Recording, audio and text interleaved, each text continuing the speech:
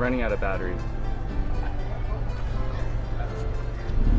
Oh, hello, my name is Sister Unity.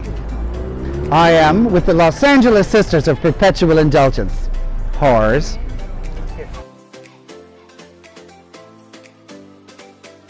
"17 inches, that's how long I've been a sister."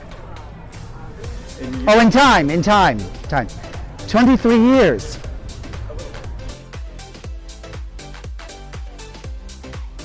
In that time, I have held many things, and I've used many positions. Oh, bored positions! No, usually it's very entertaining, never bored. What about the UNPC? Oh, you mean work? I was the secretary for several terms. I was the treasurer for 2 terms.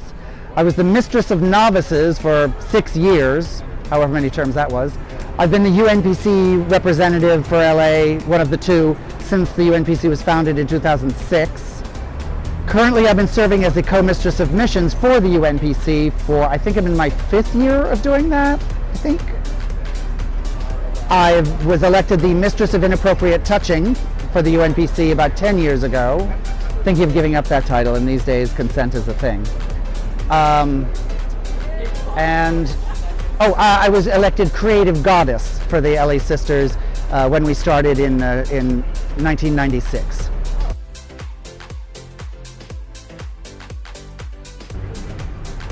Well, street corners. Do you have any spray? Like gorgeous men are just falling out of the trees. West Hollywood, everybody. I was trying to photobomb that and it didn't work. It was more like a photo porn.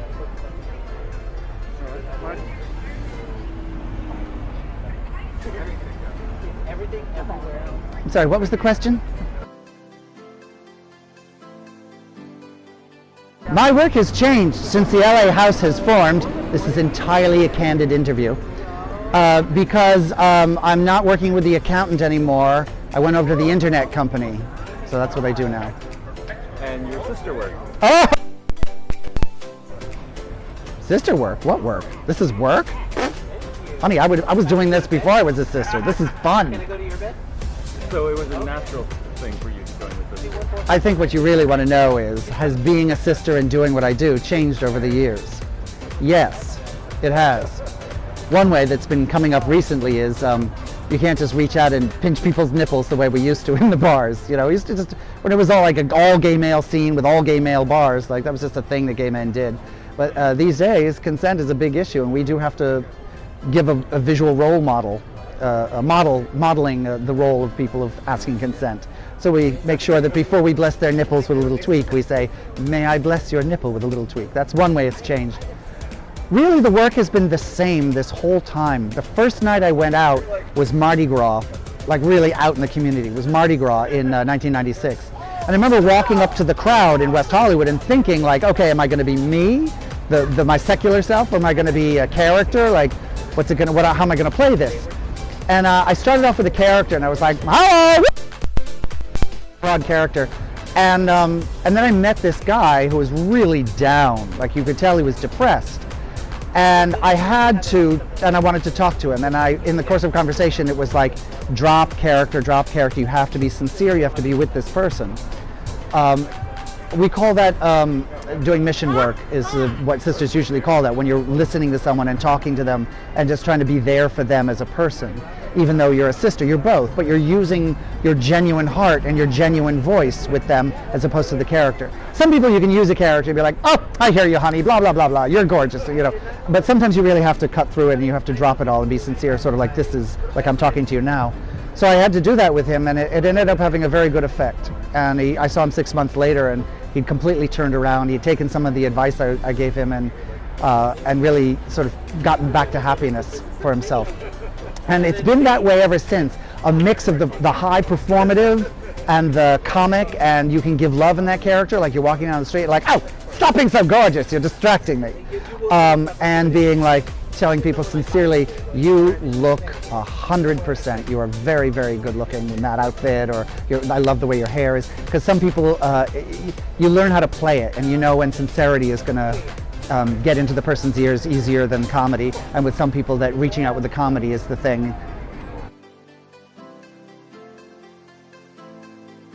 Blessings fit in when people sneeze. I mean, that's just obvious. Also, when you're out at a bar and everyone's having fun and then someone gives birth, like obviously you're going to bless the child. If you can, you have a little like a scallop shell of water and you pour it over their head like John did with Jesus. I've heard. I'm Hindu. I really don't know those people. I'm sorry, what was the question?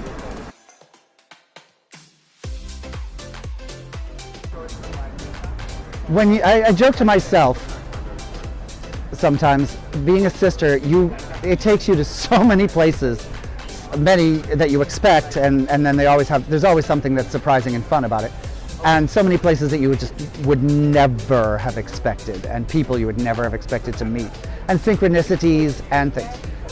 The moments that have been down would be some that were just hard. Like, it's been 12 hours and now we have to break down whatever, our set or whatever, our booth. And and you just do it, but it's hard. But that's not really down, that's just tiring. The down ones are when I've made a mistake. We were talking about consent earlier. I had to learn about consent because switching from the early days to the current days, when you could just reach out in a gay bar and play with people, and then doing that to someone who didn't want to be touched, and bless them for telling me. And it's an awful, awful feeling because you have meant it to be fun and playful and to be connecting with joy.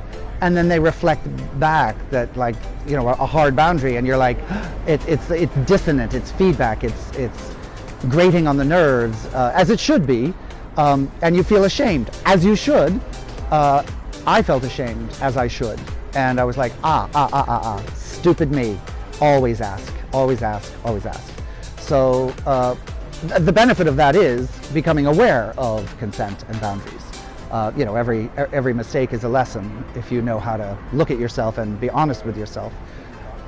So I don't know if that really qualifies as a down. It wasn't pleasant, but it was important, you could say. I've only ever questioned being a sister once, and it was about 3 months in. And I was one of the ones that was starting the LA house, and we were all, there was 5 of us and our Reverend Mother, who had been a sister for eons up in San Francisco. And she was kind of shaping us and helping us. This was before there was a trademark, before there was a UNPC.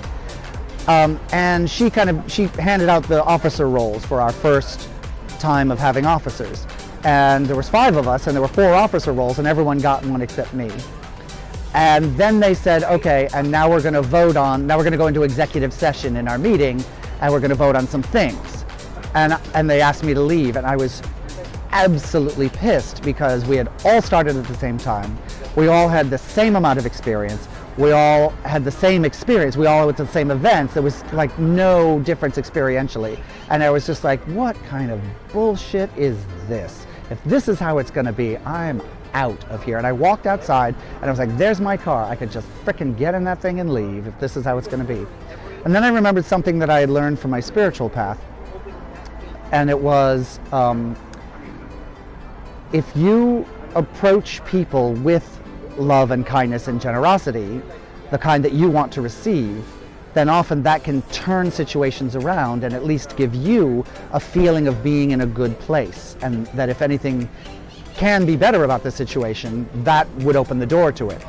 So I decided to stay, and I walked back into that meeting intending to be like, these are my sisters, and I said to myself, sisters are family, and if you are going to be colleagues with these people, then you have to give them the benefit of the doubt the same way you would with a family member, even when they do you wrong. So I walked back in with a positive attitude on purpose. And while I had been out, they voted to make me the creative goddess, which, it was a made-up role, but they wanted to include me. And that touched me right in the heart. And I so appreciated that they saw me, heard me, included me. And I was like, these are good people, this is going to be good, and I have not regretted being a sister ever since. There have been hard times, and there have been people I did not want to be with, or situations I did not want to be in, but nothing has made me say that I wanted to hang this up. I mean, for one thing, I was doing this, I was doing drag and being out on the streets before, and so this gave a home to things that I was already about. So why would I not do what seems to have been the vocation that the gods assigned me at birth, or something like that. So why would I not do this?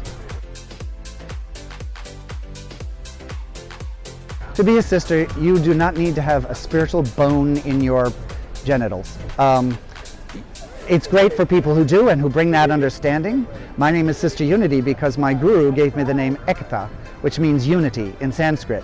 And I wanted to bring the experience I was having in meditation and the teachings that I was experiencing that really opened up doors to my heart. And I wanted to bring that experience to what I was going to be giving in meeting people and talking to people. You don't have to have that. What brought me to Hinduism and meditation was being an atheist. I was a skeptical New England liberal atheist looking for cutting away the bullshit and finding out what the fuck is going on. And that is a proud tradition of atheism that is also a proud tradition of the sisters. We cut through all of the bullshit stigma that is placed on us and our people, and that is something that is firm in the atheist tradition. So bring that. Whoever you are, whatever you are, the calling that we ask is your creativity, your imagination, your intuitive imagination, your heart, to put all of those faculties together into creating your character and then using it to help people and make people feel better. That's the work. That doesn't need any particular scroll of paper or book or sutra. Wash your genitals unless you're going to a leather event, in which case cheese it up. Oh, you mean serious advice? Hell.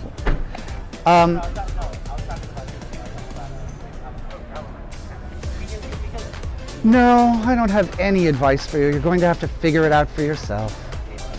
Really, okay, I do have advice. I lied.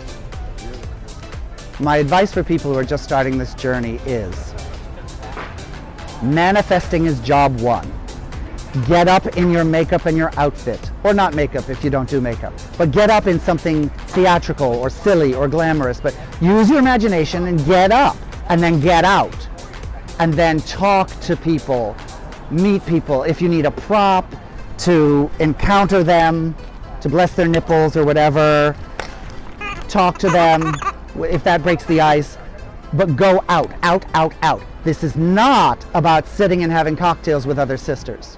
You can have a cocktail, you can take a break and talk to your sisters, but turn it outward. A real fraternity or sorority is in an organization that serves its members. We are not here to serve our members. We're here to work together, but turning it outward to serve the community, so get it out.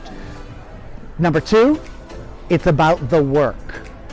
It is about the work. Everything else has to support the work. If it doesn't, what is it? It's a clubhouse BS? Like rules, only girls can apply, and you have to wear this shade of lipstick. Like if that doesn't support the work that you're doing, then I think it's extraneous and can be left by the wayside. It's clubhouseism, in my opinion. Make sure that it's about the work that you're doing, and the work that you're doing is meeting people and making them feel good about themselves. And the third thing is, do not powder grease paint if you're going to put glitter over it. Glitter doesn't stick to the powder. Just grease it up and then put the glitter right on. If you're using water-based paint, which I do, stick to the grease paint on the lips, because the water-based cracks on the lips. German sisters will disagree. Okay, whatever. World War III. Oh.